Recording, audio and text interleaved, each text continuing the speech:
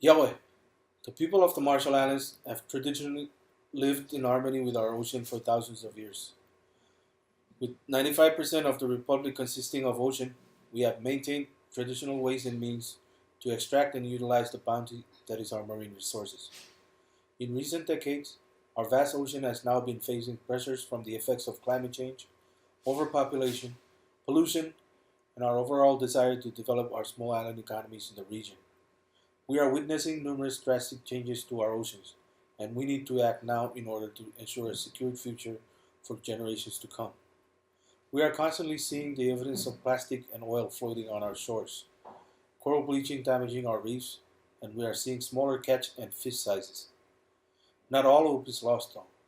As custodians of our marine resources, we are also seeing an increase in public awareness and outreach, with more and more people doing their part to protect our ocean through more coastal and community cleanups, recognition and honoring of our traditional marine protected areas, advocating community preparedness and resilience, and following coastal protection and best fishing practices.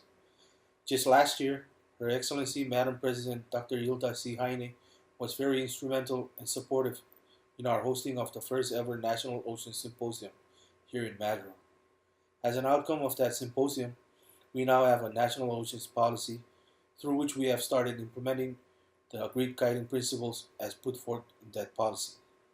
While it has been a daunting task at times in its early stages, as with any monumental initiative, it will certainly take time for us to start realizing our ambitions.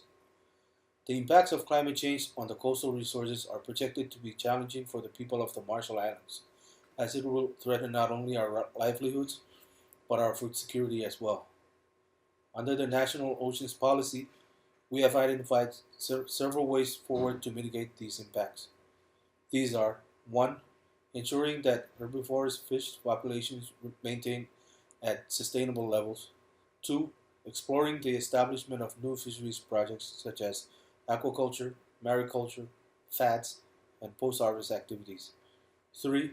Building new and strengthening existing partnerships with relevant institutions focused on understanding and mitigating climate change impacts on coastal resources. 4. Strengthening monitoring programs of inshore coastal activities to ensure climate change impacts are accounted for. And 5. Enhancing local conservation and management efforts, including through enacting of ordinances for open and closed fishing seasons, area closures, size, and catch limits. With regards to our tuna resources, effective conservation and management will remain key, even more so in light of the current projected impacts on the stocks.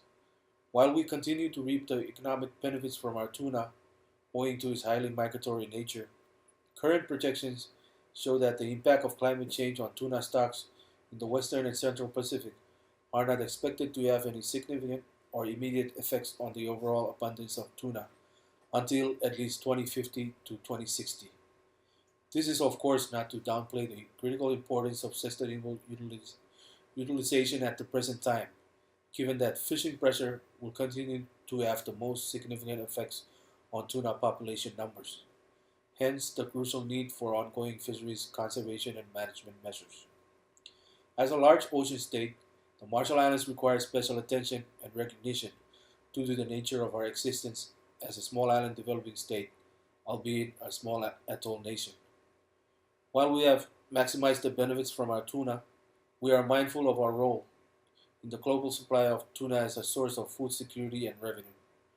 We have a huge responsibility in managing our resources, and we remain committed in ensuring our sovereign rights within our EEZ are well protected well into the future. Along with the rest of our Pacific Island neighbors, we will continue to ensure greater domestic utilization of our tuna resources as coastal fisheries start to decline. In closing, a question to ponder is, where do we want to be 30 years from now? We are currently implementing our national oceans policy to address the ongoing challenges that have been identified. Like everyone else, the answer would be that we all aspire to remain here in our home, despite the challenges we face. Our desire to remain here signifies our determination and resilience to carry on the legacy of our ancestors.